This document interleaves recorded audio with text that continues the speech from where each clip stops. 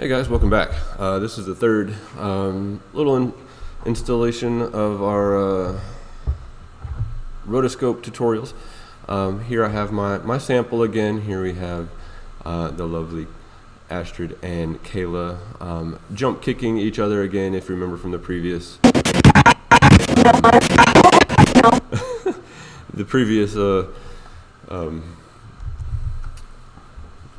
tutorials that we've done. And so there we have that. Here's what we've done so far. Kind of recap. We've taken our raw video, we've edited it down because there was all sorts of unneeded footage, I think. Look at that dance. Sorry, distracted. Unneeded footage at the beginning and end of the clip, so we trimmed it down, and now we have these lovely 2+ seconds of action-packed footage here that we're going to work with. Take a look at the requirements on Classroom as far as like what is expected of you, what are you supposed to achieve from this this technique.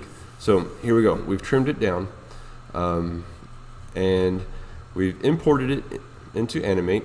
Check out the video on that. It goes over step by step exactly what you're supposed to do, how you're supposed to save it, how you're supposed to, export after editing. All that stuff is taken care of. Check out the videos that are provided. We'll go over it in class, but if you forget, that happens. I forget. I have to review my own notes sometimes. Check out those videos. They help a lot. We've imported it into this video into Animate. We have created a layer here for it. I've locked it down, named it video, created a new layer called white, which is this kind of filmy type of a layer over the video. If you don't like it, then that's your preference. I like it. I feel like it separates my drawings from the video. Created a third layer here, which is ready for animation. And if you noticed, as you create the layers, it automatically extends it out to the length of that video. So now it's ready for animation, right? So let's get into this. I'm going to start, let's say, with a little bit of outlining. So let's say I just want to, for right now, I'm just going to focus on her hair, okay? So if I go to paintbrush tool and I want to start to outline her hair, what I would do is zoom in.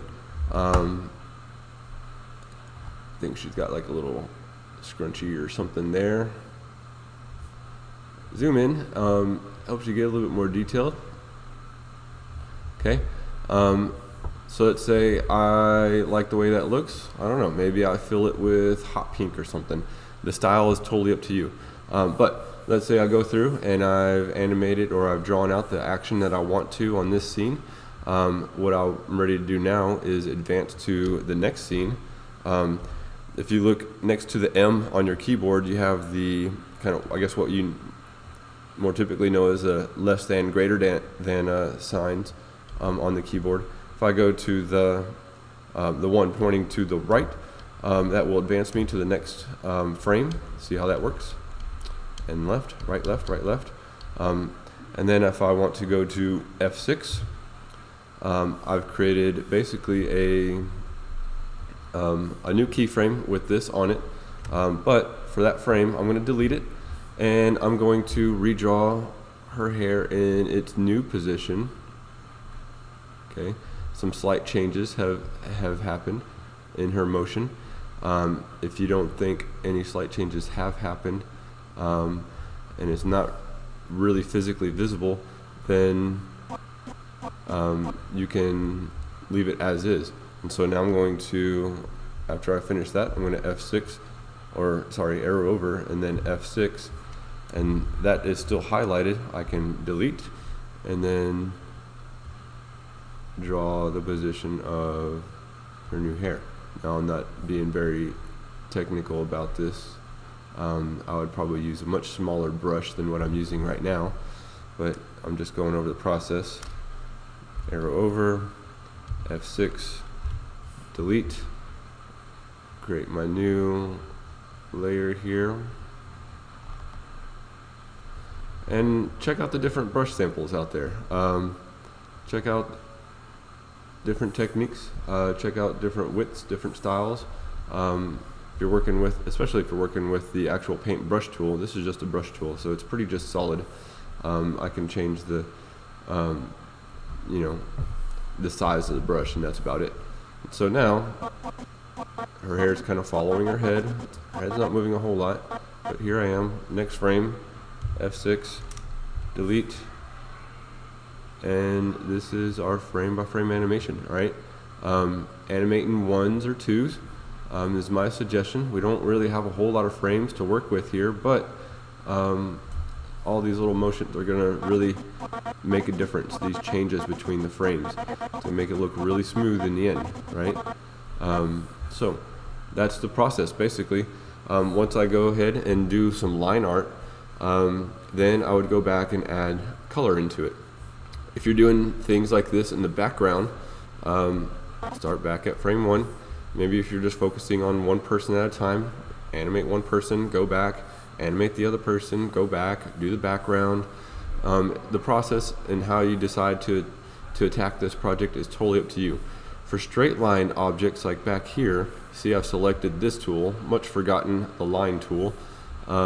You can adjust the stroke of this and make these as prominent as you want, but you can create your straight lines with the line tool. So if you're working with architectural features, hallways and whatnot, you want to try to get all of that. It works also with diagonals, right? So pretty simple. I love this tool. Makes background art a breeze, right? And so then this background doesn't really change a whole lot. What I would actually do, instead of creating my background here, I would actually take these, actually let me do this. I'm going to select all of these because I realized, hey, you know what, this is not a good idea. Background art should be on the background by itself. So I'm going to right click, I'm going to cut those out. My action, maybe my animation should be there, and I'm going to throw my background art right here. Create a new layer, call it background, right? And I want to actually on that frame right here, I'm going to right click out here and paste in place, and there's my background that I started. You know, I got ahead of myself. I made my background on the wrong layer, but hey, that happens. You can fix it, okay? So this background doesn't really move a whole lot. I might be able to get away with just keeping those lines as they are throughout the whole thing. I don't think anyone would really notice a whole lot.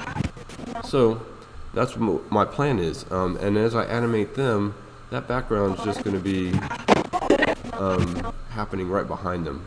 She's going to overlap because of the placement of these layers here.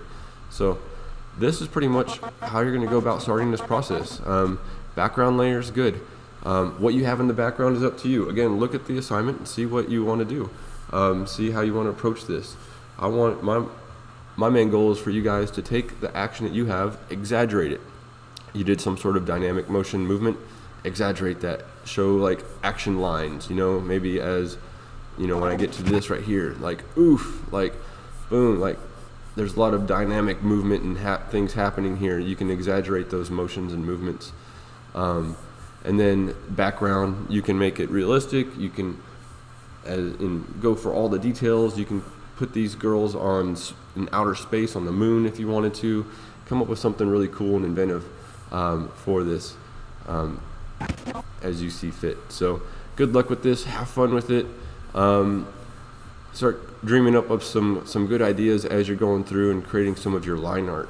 All right. So again, have fun and check back for any more updates or look back at some of the old ones if you need some help with the previous steps. And we'll see you later. Thanks.